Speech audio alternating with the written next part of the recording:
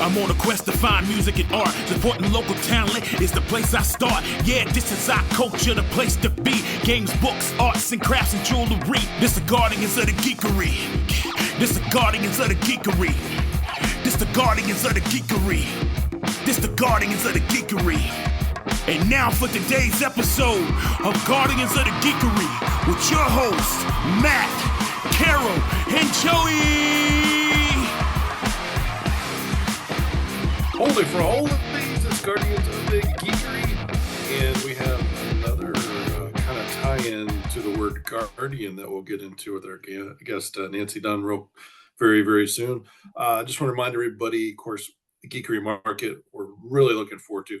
It is once again Saturday, November 9th at 10 a.m. to 4 p.m. at the Cabarrus Arena and Event Center, and over 30,000 square feet of geeky goodness now. I mean, it is just awesome. Plenty of room for, and the aisleways are extra wide. Joey did this on purpose so you can get your strollers, your shopping carts, your covered wagons, whatever it is. You can move about this hall freely, and over 2,000 parking spaces. So you don't have to battle for parking. You can just show up, go in, get your shop on, get your so many activities to do for kids. We've got Jedi Santa. We've got all kind of we've got puppet making. We've got ambient music in the background by Valentine Wolf and Friends. I mean, it is just I don't think we really have time to even mention all of them because we need to get back to our special guest, Nancy. Welcome, Nancy. Woo! Woo! Thank you. And I will turn my lights off now that you've seen them. Okay. Because we want the spotlight, of course, to be on you, my friend. So Yes. welcome, Nancy Dunne, author extraordinaire. And you have written how many series now? I have 3 fantasy series, and then I have 2 series that are dog related that don't ever go anywhere with me, because unless you want to know what my wolfhounds are thinking at any given time. But why Yes. wouldn't we want to know what your wolfhounds are thinking? That sounds awesome. and my greyhounds, that's what I was writing before I was brave enough to start writing that one. So So you were just writing about your dogs. That's pretty awesome, though. from their perspectives, which is not always a good thing for me. They have their own book series. Yeah. Oh, Angel's Angel like, was I want reading. that book. I want that book. Where's Yeah. my book series, Mom? It looks like somebody's going, can you get that book and read it to me? Because Yes. Right. Clearly that needs to happen. So Aw. so tell us a little bit about how you got started in writing when you realized that writing books was something that you wanted to do. I started really like a lot of, I think, people did when I was a kid. Well, have you been? Oh, did you freeze, Carol? Yeah, Carol froze we for a freeze? second. But I I'm think not we both frozen. asked the same question, so I'm it's not. all Yeah, good. okay. We did. We asked the same question, so it was all good. I started writing when I was a kid with construction paper and crayons and writing little books. I still have one of them somewhere in the house that my mother saved. She would staple them together for me, and then I would sit and read my books that I wrote.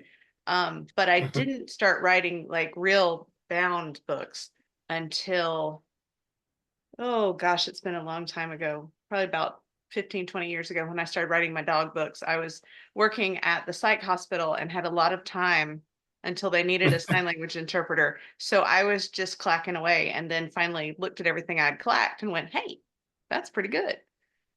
So that's where the dog books started. The books behind me, the Orana Chronicles, which are my favorite series, that one now has 8 books in it.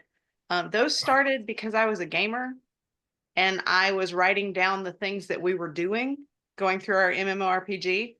And then I thought that'd make a cool story as long as it's not set somewhere created by a multi-global conglomerate that will sue me. So I took the stories and I sort of reworked them and rewrote them. And that's where Wanderer came from. And the rest came after that. That Very is cool. awesome. So I always ask this question of authors. What is one piece of advice you would give any new writer that wants to write, to become an author? Right. Just do it. Just Sit write. down, make yourself do it. I am distancing myself from the monthly novel challenge thingamabob. Formerly, yeah.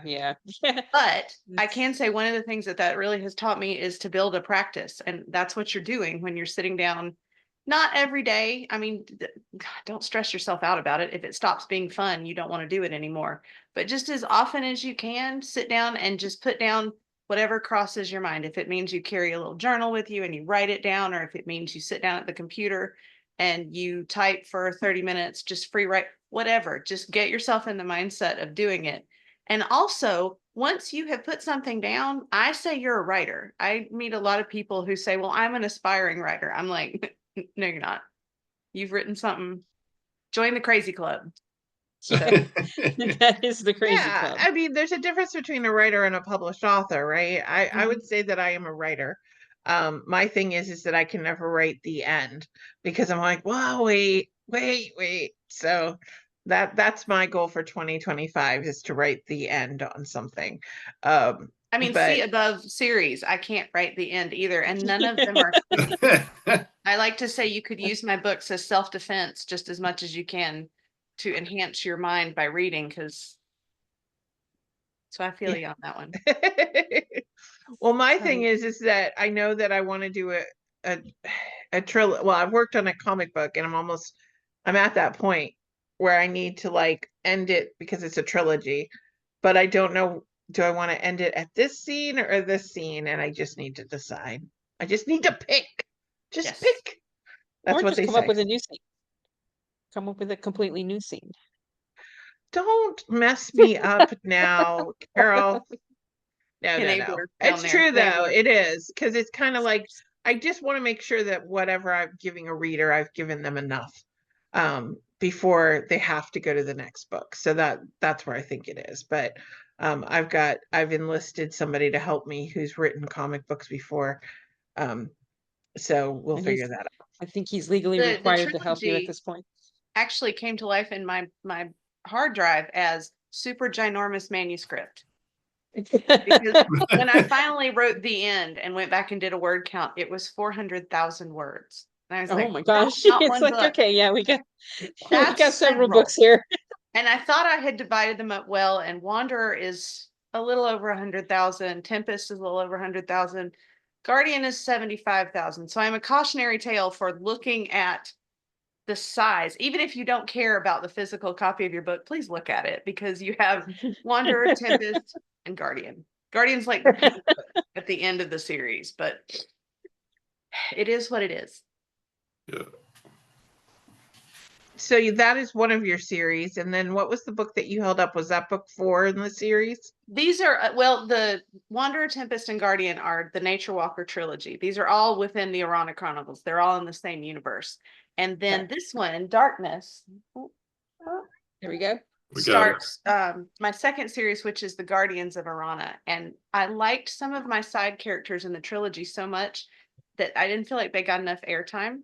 So they got books to play in as well. So that's books 4 through 8. Counting, math, no. Writing, yes.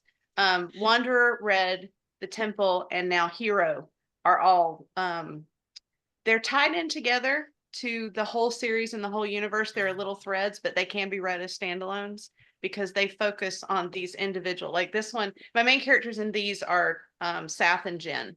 And then Sath and Jen take off on it. I can't deal with that thing. You got it. You got it. You did There it. you go. Sath and Jen get their own little adventure here, which leads to another adventure that another character, Ternianak, has in Red. And then we have 2 more that have an adventure kind of tied to that, but can be standalone in the Temple and so on. And I think I'm done with that series with Hero, but when they start You never talking to know. me again, I'm going to have to sit down and start typing. So But you would recommend that people start with Wanderer? yes, There is a prequel, another one that I don't have. I literally don't have any physical copies of that one. I can't even pull out a proof copy. That one, after I finished the trilogy, I had some people that had some questions. And so I started just fiddling with writing some things out to try and figure out how I was going to answer those questions. And then it started looking kind of like it was going to be its own story. So it's set 200 years before the trilogy. It has a completely different cast of characters. It's in the same world. It explains some of the mechanics that you see in the trilogy that aren't exactly explained on purpose. So if you read the prequel first and you got to the trilogy, you'd be like, oh yeah, I see why that works. And if you read the trilogy first and then go back, oh, that's why they said that. That's who those legendary characters are. Some of the places are named after characters that are in the prequel. So it doesn't matter if you don't read that one first. I would say start with Wanderer. Although I have had people start with this one and tell me that they liked it. And I'm like, oh, well, how did you like the trilogy? And they're like, the what now?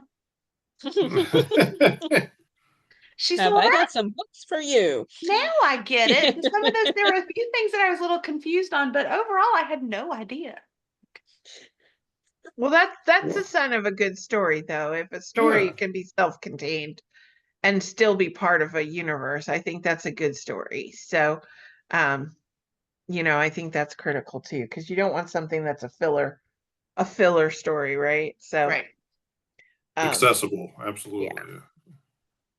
Hey, where did you get the idea for the covers? Was that an artist you worked with, or was it? Wanderer, I gave a picture of some trees and a campfire to a friend of mine who is amazing with Photoshop, and he came back with that. Whoa. The it's rest of beautiful. them, that's the Yeah. only one I haven't done myself. The Oh, you other did that. two, Wow. so you can kind of see it. There's my chair. The other two, and the rest of them, this one, all of those I have done myself, because, and I keep going back to him Wow. going, now, how was that done? And I think he's really sorry that he ever did Wanderer, because now I'm like, but you're so good at it. Look what you did. And he's like, yes, so pay me for the rest, right? Seriously. I mean, he's not a full-time artist or anything. He's just somebody who likes to dink around with Photoshop and taught himself how to do it. Wow. So No, that's good. And That's sometimes the best way, because then you're not limited by something a teacher has pounded into your head as this is the only way you do this. So I think sometimes not knowing what you can and can't do doesn't keep you from exploring things that other people just hadn't even thought of. So it I has think also that's good. taught me to save often. Oh, yes. Yeah. And Yes. lots of different copies sometimes of things, because just in case. Yes. Yeah. That's me in the planogram of the Geekery market. Every time I think it's done, it's like, okay, I need to save a new version of it and then, oh, well, no, now that's not happening. So let's go back to the previous version. I mean, I am the embodiment of that meme that says that your hard drive looks like first draft, second draft, third draft, seriously, last draft. Oh my God, why am I doing another draft? Maybe I'll just do one more draft. Final one, final two. That's me. Now, the books that you write, do you publish them yourself? Do you work with a publisher or? Publish them myself. I am Awesome. doing everything. A friend of mine and I are kind of working on an idea for not even a publishing, just maybe an I don't even know what you'd call it, kind of like an imprint. Just an imprint, yeah. To do our books, and then potentially, as we learn about what all is involved and everything, maybe branch out from there. But that's many, many years in the future. Yeah, we have a couple people that do like collectives, like Shenanigator, where they're that sort of thing. That kind of thing. And then we also have Above the Rain Collective, that they kind of, it starts with one person and they go off and do it, and then they want to share their knowledge. It's that, henna shampoo commercial. Then I told a friend, and so on. And so on. Yes, exactly. Yes, we have just aged ourselves, people listening. So. It's all good. It's all good. So what projects are you finishing up now? What is your next project? I just released the last one in Guardians of Arana in June. It was supposed to be May, but it ended up being June.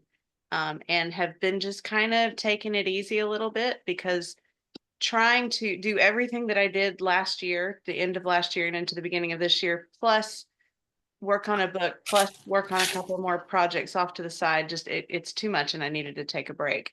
But the friend that I'm looking into the collective with, he and I are working on a vampire novel because I've been saying I would write one for years. I read them all the time. He comes more from the Universal Monsters type vampires and things. I'm more the Black Dagger Brotherhood. So this has been an interesting collaboration trying to put those two things together. We'll see. Plus there's a little bit of Indiana Jones type and a little bit of Monster Hunter. It's just a hot mess right now. But it's really kind of fun. I don't want any of my books to hear this, but it's really kind of fun doing something that has nothing to do with any of the characters I've worked with before and is like urban fantasy. I do have a lit RPG series that is set in the real world, but there are 2 of those and there's 8 of these. So that should tell you where I choose to spend most of my time. My steampunk novel is a singleton. Because, again,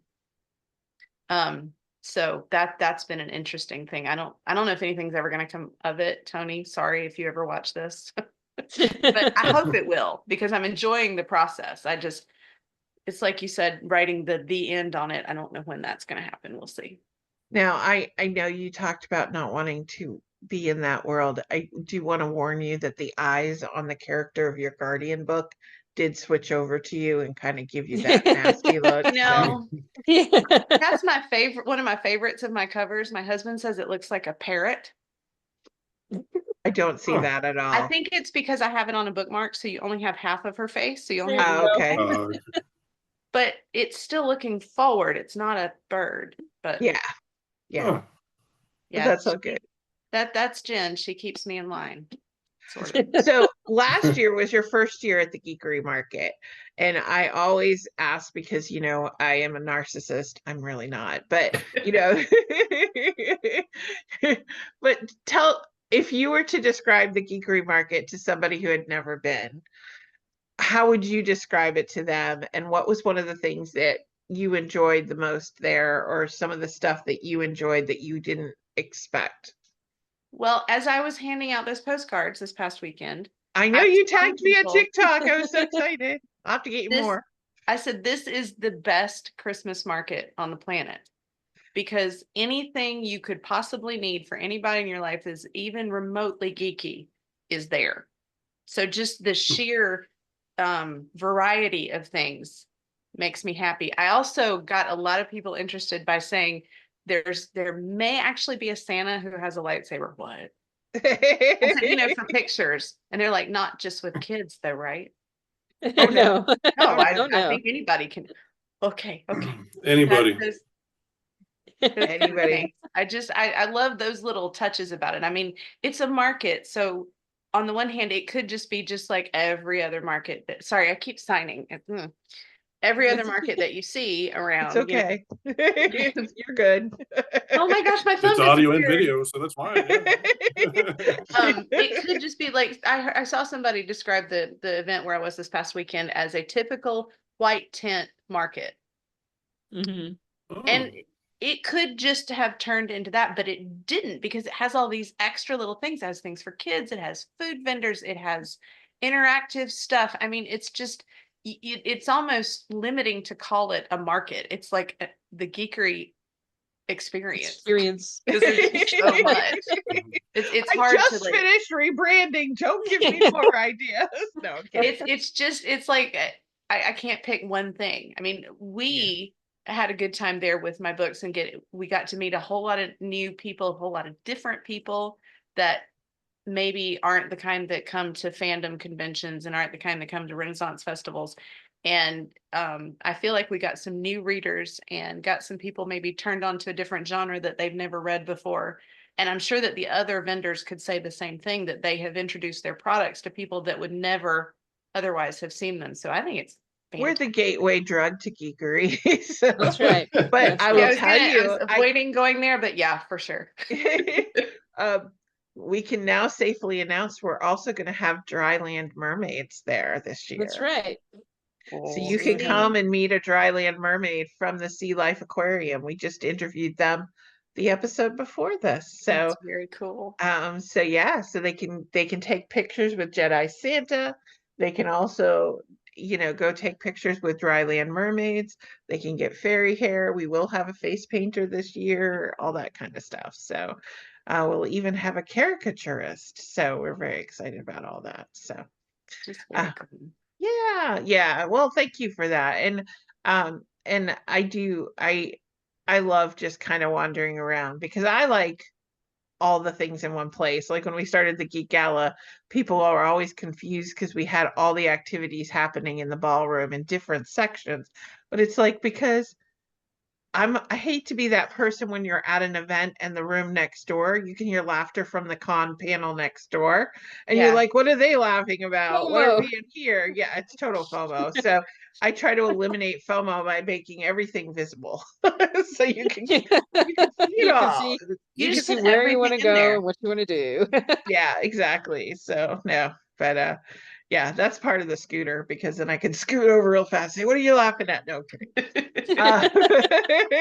Although that would be fun. Oh, Yeah, no, it definitely is. I mean, my favorite thing one of my favorite, well, 3 reasons why it was fun having the scooter at the Geekery Market this year. One was being able to pick up the barrels with one hand and scoot them into the building, because I was like, I can help. Where if I had been just using my cane, I wouldn't have been able to do that. But I could stick my arm in the barrel and hold it to bring it in for the food drive. The second one was taking the Saga banner from Hartness's table and taking it over to the other side of the room to fill an empty spot from somebody who had to cancel at the last minute. The third one was actually scary, but also I was thankful for. It was we did have a young child that wandered off and somebody found them by themselves and brought them over to me. But with the scooter, I was able to sit the child on my lap and we went up and down the aisles till we found mom. It was a situation where mom really had to go to the bathroom and left her with older sister who was on the phone. Yeah. And didn't notice them. I mean, thankfully, we were a secure building and safe people found them. But the scooter does come in handy. It certainly comes. Oh yeah. Don't mind the the cat. cat across the cat. street. It's Just just drive part by of- cats. I'm having FOMO with the cat. I can't have cats anymore because of my allergies. So people who have cats, I'm like, kitty. Right there. Hi, kitty. Oh, I'm having a moment with Kitty the cat. cam. Yeah, I'm allergic to cats too. I have to take the Benadryl before I go to the Carol's house, but it's all good. It's all good. That's why we And then have the just make puppy, sure though. you don't do a speakerphone call. Oh my gosh, Nancy. I have We one lost cat that doesn't power. like speaker. We lost power, so I went over to her house to work from home that day. And she had told me about the speakerphone, but was working along and somebody called me, and without thinking about it, because I was typing away, I just hit speakerphone and one of her cats just came right over and just knocked my phone right off the table. They were like, no, Just you will not marched over. speakerphone. I love Just it. marched I love over it. and threw it and threw it down. Mine are up because when you have a dog that's 3 feet tall, Yes. Oh God, when yeah. I was interpreting through Zoom during the pandemic, she would just walk over and put her face right here, and then you couldn't see anything but her. And the teacher thought it was great. Bring her in here again. I'm like, she only comes in when she wants to. Can't help it. But yeah, she's Well, back there. Yeah. Usually if it's a work call, I have a blurry background. And so they don't see the angel right away, but she's always here, just in case you ever wondered. She's always right there. Angel. So she's we call her the Velcro puppy because she's either right here with me or she's right up the stairs with Matt, That's or awesome. she's on the landing between the two of us so she can see Yeah. each At the other. distance. Yeah. Getting both. Well, Nancy, we always have so much fun hanging out with you at cons and waving as we walk by, and all that kind of stuff. And we're so glad that you're able to come back. Okay, now your cat is on the mountain, Carol. Is she, don't be jumping. Okay, now I feel like I need to find the Fall in the Sword song. Shatner's on top of the mountain. Kirk's on top of the mountain. Why is he on top of the mountain? Captain Kirk is climbing a mountain. Why is he climbing a mountain? That's it. That's He's it. in love. Captain Nix is that Nix or Artemis? That's Nyx. That's Nyx. Nix is climbing a mountain. Why is he climbing a Why mountain? is she climbing the mountain? as I was saying before the cats and the dogs distracted us, Nancy, we always love having you. We're so glad that you were able to return to the Geekery Market this year. We can't wait to see you in a couple weeks. Now, here's the thing, folks. The reason why Nancy has these pictures behind her is because she was at a market and everybody loved her book so much, she sold out. Other than that fake book that she has in her hand, which is an ARC, she currently has no stock. And she has 2 more markets between this and the Geekery Market. So if reading about some of the books that you've heard her talk about are interesting to you, the best way to make sure that you can get those books for either yourself as a gift to yourself, because treat yourself, you deserve it, or to get it as a gift for friends, is make sure that you go to Nancy's website, which we will link in the podcast notes, and buy those ahead of time so that they're reserved, so she can't sell them at the 2 shows before our show. Okay. That's So right. make sure you do that. Now, she will do her best. She will order extra, but she is a great writer. We know this. We've read her stuff. And if you want it, you're going to have to make sure you either get there right at 10 a.m. and run to her table, knock small children out of the way. No, don't do that. Please Don't do that. Don't do that. Don't do that. Run to her table and buy all the goodness. Or if you'd like to go at a more leisurely pace, pre-order it. And then just go and pick it up. Because remember, market math is, if you buy it ahead of time, then when you get there and pick it up, it's like it's free. Because it's not out of your pocket from that day, right? So, Yeah. so. Exactly. And Nancy, what is the website that they can go to, just for our audio listeners who may not log onto the website right away? I will have this set up soon, sooner than I get the copies of the thing back, I'm sure. My website is just nancyedunne.com, because if it was any more complicated than that, I'd forget it. Yeah. So it's Nancy E. Dunne, Dunne. E.com. So make Right. sure you check that out. Yeah, right, right there. And you can also go on the Geekery Market and just go to the list of artisans, and it will take you right to Nancy's website. It'll also take you to this podcast if you want to see the beautiful artwork we were talking about. If you want to see Nick's climbing the mountain behind Carol, all that good stuff. And you can also just go and click and buy. But we can't wait to see you on November 9th. Yes. And we can't wait to see all of you listeners there as well. So come check it out, and we'll talk to you soon. Great. Bye. That was an episode of Guardians of the Geekery. Thank you for listening. Check us out at guardiansofthegeekery.com and stay tuned for more content.